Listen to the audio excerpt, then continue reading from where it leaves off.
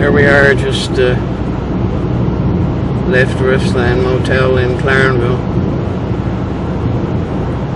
on the way to Goobies and to turn off to Garden Cove, which we understand is only like 22 kilometers from here.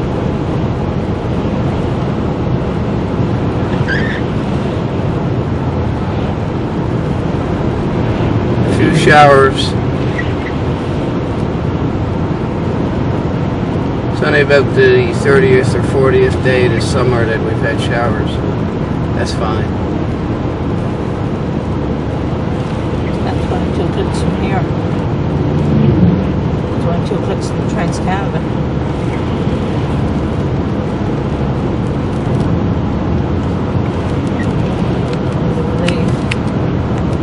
So left 4 9.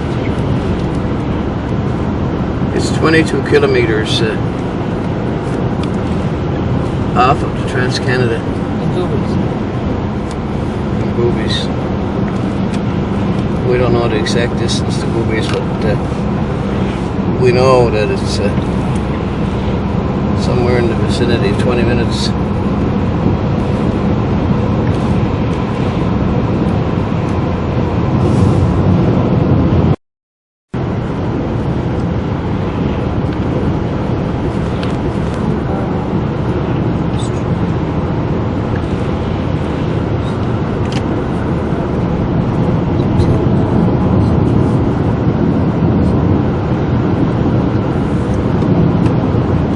It's 8:49 a.m. now, and the ferry to Woody Island is supposed to leave somewhere, something after 10 a.m.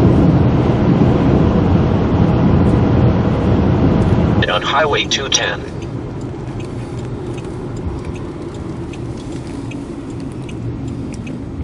It said turn right on Highway 210, which is what we just did. Drive 18 kilometers on Highway 210. 18 kilometers. It's on the road to Grand Bank.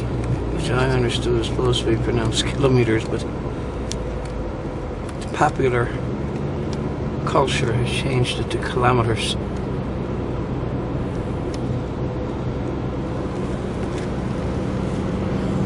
This is called the Heritage Run.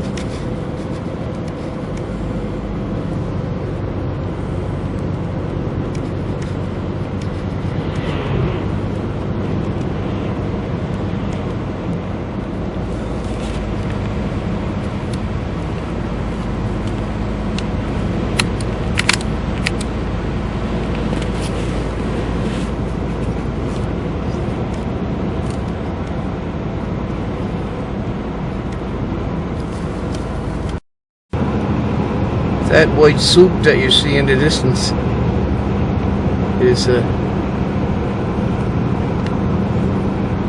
particularly thick variety of fog which is only in Newfoundland, Canada.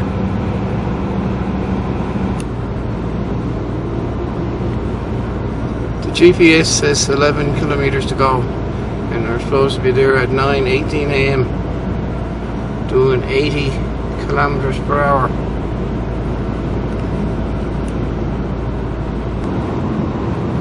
Saying 3.9 kilometers to the turn off to Garden Cove.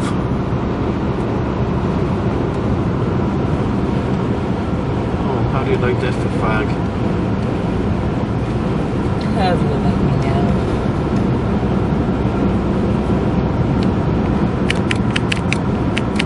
Darken it up a bit.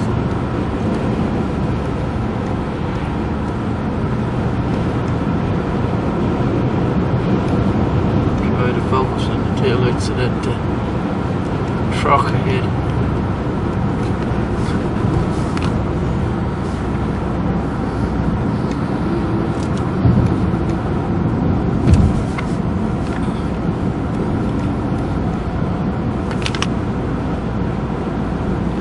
.6, 0.5 kilometers to go.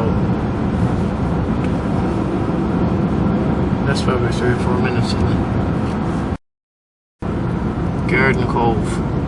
It says we got to drive 5 kilometers. To turn off, it's just 1 kilometer ahead. Right here? could be. See the ocean ahead.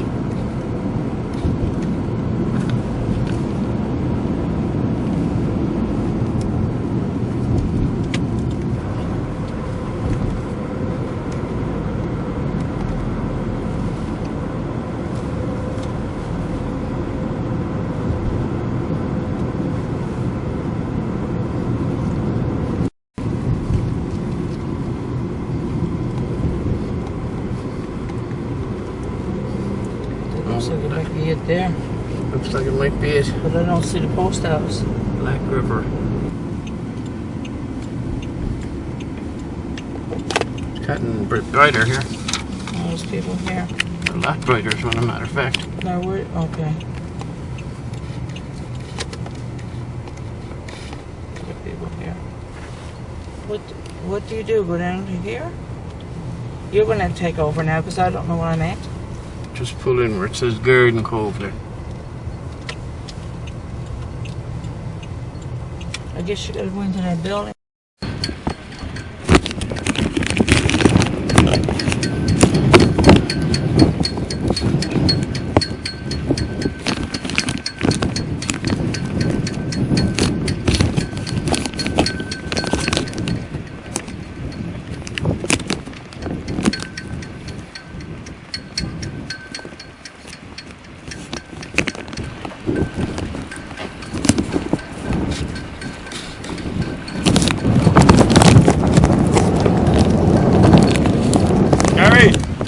Toss Lionel.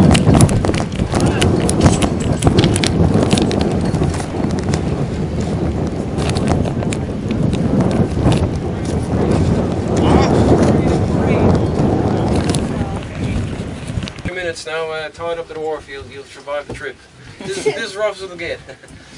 Anyway, I'm going to tell you the truth now that we have the gangway took off, so there's no going back. Woody Island was resettled in the late 60s, along with the rest of Placentia Bay, along with places like Mary Sheen, Harbour Buffett, Red Island, O'Dearn, Sound Island. That's Sound Island just across over there, and that was also resettled as well.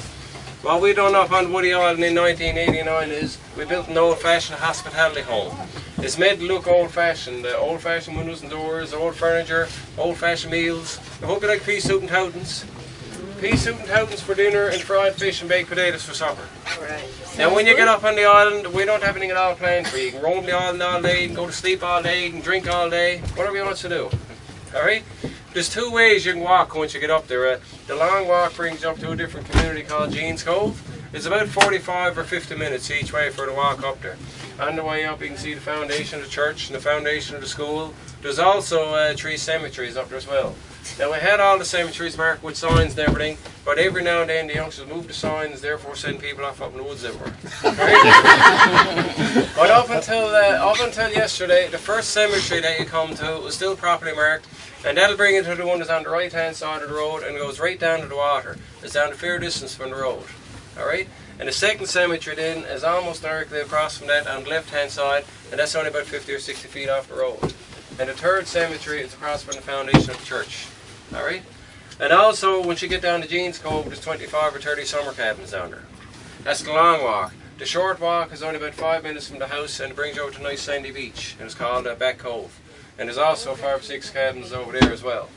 The only thing is now, when people are going around now, we like to ask people to respect people's private properties, because we have houses up there that looks like stages or sheds or whatever. Sometimes we get people looking into a window like this, only to find out they're looking into someone's bedroom. So and we can't have that. Alright? For those of you who don't want to walk, we have a hay wagon up there. Well, we call it a hay wagon. It's a hay wagon without the hay is what it is. Alright? Later on today, probably around 2 o'clock, if there's enough demand for it, we'll be making a run up to Jeans Cove in the wagon. If you want to take advantage of that, the cost is $7 a person, and what you do is just put your name on a piece of paper which is on the wall in the living room, and we got to have at least 8 or 10 people for to make a run.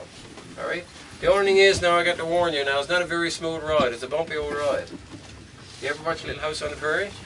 Well, it's almost as smooth as that. Alright? And also, the horse is a bit lazy, so we got to tow the Alright? So it's a hay wagon, it's a horse-drawn hay wagon without the horse and without the hay, so. What else we got then? We have a bar service available up there. It's not a formal bar or anything like that. If you want a drink, just go to the kitchen and yell out. Alright? I believe they keep it underneath the sink in the kitchen, so does. The bar usually closes around 12 or 12:30 or so, depending on how busy it is. If it's not so busy, it may close a bit earlier than that. But that don't mean you have to go to bed or anything like that. It only means the bartender is going to bed because you got to get up one morning and cook breakfast. Okay? Leave the bar open for you. You can leave the bar open, yes. Yeah. Now we have a generator up there that supplies electricity. The generator is not going on a continuous basis. It's only going as we need it. So there will be times throughout the day when there's no power at the house. Alright? The same way in the night time after all hands goes to bed, we usually stop the generator as well. Alright? But we have flashlights there so we won't be left in there.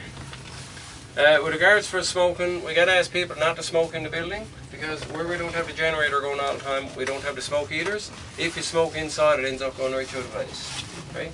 And we also ask people not to go smoking near any windows or doors because if you go smoking too close to the windows or doors, the smoke still ends up going inside.